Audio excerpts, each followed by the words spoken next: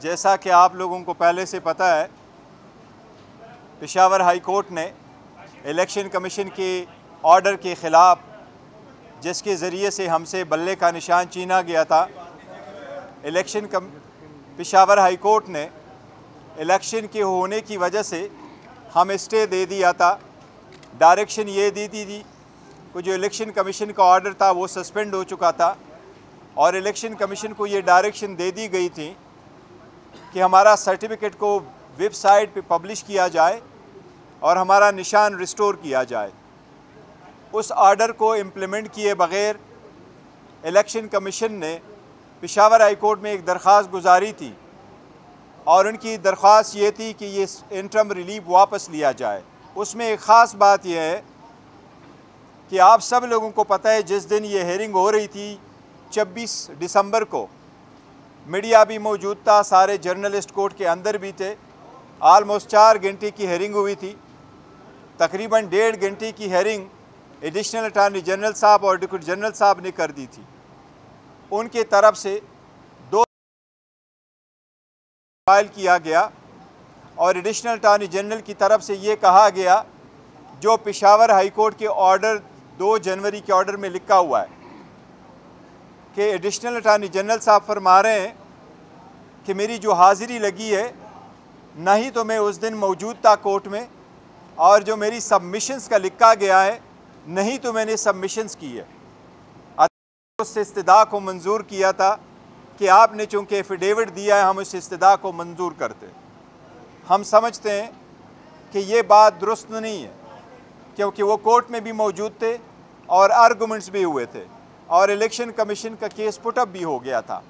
Anyway, अदालत ने यह मुनासिब समझा कि उस ऑर्डर को रिकॉल कर ले। चूँकि इलेक्शन हो रहे हैं, 13 तारीख बड़ा क्रिटिकल है।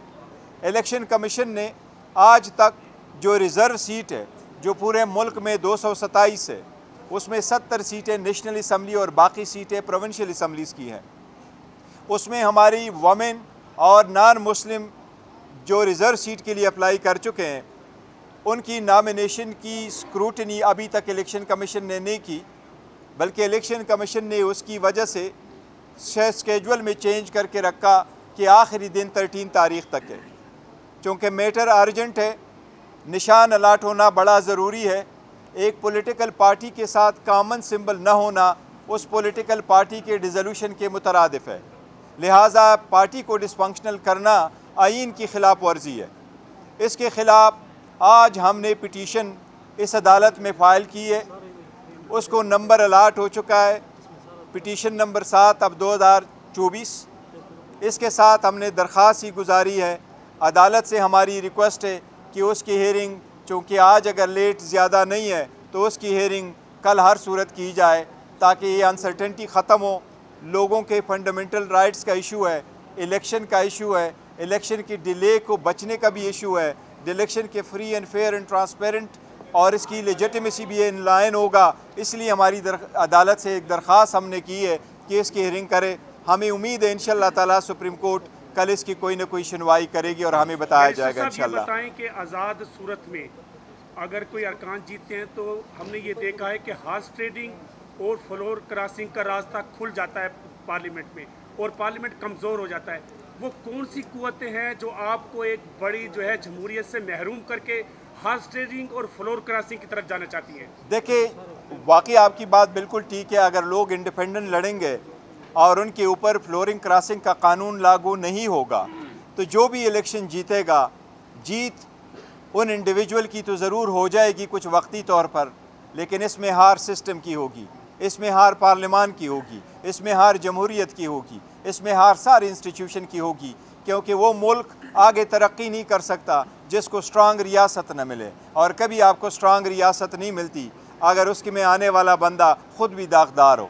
तो यही तो हम कोशिश कर रहे हैं कि काइंडली इस बात को मद्देनज़र रख के पार्टी को लो कर ले, लेवल प्लेइंग फील्ड सबको दे दे, सबको निशान अलाट कराएं, पार्टिसिपेट करें। यही कानून है, तो यही के लिए हम स्ट्रगल कर रहे हैं। गौहर साहब, ये बताइएगा कि देखिए वो इंटरम ऑर्डर है, वो इंटरम ऑर्डर के ख़िलाफ़ हम आए हैं, वो अदालत कल देखेगी इस मैटर को, वाकई मेरिट उस पर लगा हुआ है। लेकिन अगर किसी वजह से सुनवाई नहीं होती या अगर हो भी जाए और ऑर्डर आने में देर है तो हमारे पास सिर्फ एक दिन बच जाएगा, 11 तारीख, जो एक दिन में अगर होगा तो ये बहुत बड़ा नुकसान हो जाएगा ये सारे, क्योंकि अगर ये कोई भी और मसला होता other than allotment of a symbol फिर शायद हो सकता था, लेकिन इसकी अर्जेंसी की वजह से हम सुप्रीम कोर्ट आए कि मुनासिब ऑर्डर पास कर लें। साहब ये बताइएगा कि एक मिनट बात बताइएगा, किन किन चैलेंजेस का सामना है आईनी तौर पर या वैसे ग्राउंड पर? देखिए, हमें जो सबसे ज़्यादा चैलेंजिंग का पूरे मुल्क को इस वक्त सामना करना है वो पॉलिटिकल इंस्टेबिलिटी है, वो एक इकनॉमिक जो डाउनफॉल है इसका है। और हम कोशिश यही कर रहे हैं कि election free, fair and transparent हो, उसमें सारे पार्टिसिपेट करें, जो भी हुकूमत स्ट्रांग आ जाए सब उसके साथ ताउन करे और हम मुल्क को आगे ले जाएं। हम पाकिस्तान पार्टी की सर अभी 4:30 बजे इलेक्शन कमीशन आमद है और वो बल्ले का निशान मांगने आ रहे हैं, वो दरख्वास्त। देखिए, बल्ले का निशान एक मरतबा किसी को अलाट हो चुका हो तो वो किसी और पार्टी को वैसे भी अलाट नहीं हो सकता। उम्मीद है इंशाअल्लाह ताला इलेक्शन नहीं करेगी और यही तो रीज़न्स है कि हम सुप्रीम कोर्ट से इस्तदा कर रहे हैं कि पॉलिटिकल पार्टी का जो हमारा पिटिशनर है उसका हक है कि हमें कॉमन सिंबल दी जाए और सबसे पहले हमें अपना बेट वापस मिल जाए। गौर साहब ये बताएं कि आपने यहाँ पर तस्लीम किया है कि वहाँ पर जो है आपकी कानूनी टीम जो है वो इस चीज़ को एक्सपोज नहीं कर सकती? नहीं, हमने आप जब गलत एफिडेविट जमा कराया जाए तो आपको पॉइंट आउट करना चाहिए। नहीं, ये देखिए मैं आपको बताता हूँ, वो 2 तारीख को उन्होंने जमा किया है, हमारा काउंसिल नहीं था, एक्स पार्टी हेयरिंग हो गई थी और 2 तारीख को कोई नहीं था, हमें नोटिस उस दिन आया है और उस दिन के बाद 3 तारीख को अदालत ने उसको विकेट किया है। 3 तारीख का इशू ये है कि 3 तारीख को हमारे यहाँ भी केसेस थे, खान साहब के साथ भी मिलना था और अदालत से यही इस्तदा की गई थी पेशावर में भी कि मेहरबानी कर ले, एक ही दिन ने बीच में, आज का दिन था, अब नेक्स्ट अवेलेबल डीबी जो है वो 9 तारीख को है। तो अदालत के लिए अगर बहुत ज़्यादा होता तो अदालत कोई वेरिफिकेशन का ऑर्डर ज़रूर करती अगर करना था, अदरवाइज़ इलेक्शन कमीशन का ऑर्डर विदाउट जुरिस्डिक्शन था, इसलिए पहला वाला ऑर्डर जो इशू हुआ था हमारे फेवर में वो मुनासिब था और उसको रहना चाहिए था। लेकिन एनीवे अब सुप्रीम कोर्ट देखेगी, सुप्रीम कोर्ट से इतनी हमारी दरख्वास्त ज़रूर है कि इसकी जल्दी हियरिंग कर लें, वरना नीचे जो पिटीशन है वो इनफ्रक्चुअस हो जाएगी। सर अगर पीटीआई को क्या कोई प्लान बी मौजूद है और अगर इलेक्शन कमीशन कोई उसके मुकाबले में दूसरा आपको देता है निशान तो उसे एक्सेप्ट करेंगे? देखिए, प्लान बी तो ज़रूर पार्टी रखती रहती है, लेकिन हमारी पहली कोशिश यही है कि हमारा बल्ला मिल जाए और अगर बल्ले पे जो भी कोई है, हमने रिक्वेस्ट की हुई है कॉमन सिंबल हमें मिल जाए। पॉलिटिकल पार्टी जब कैंडिडेट स्प्लिट करती है तो उस पॉलिटिकल पार्टी के साथ एक सिंबल होना चाहिए जिस पे वो इलेक्शन में जा सके।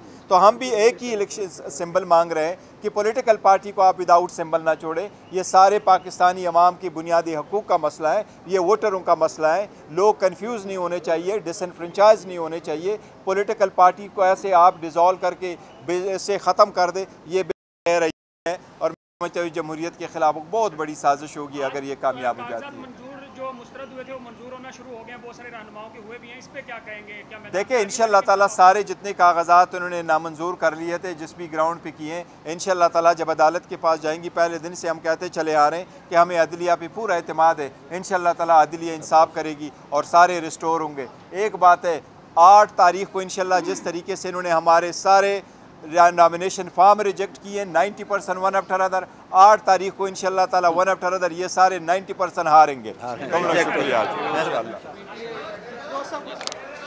ले लिए।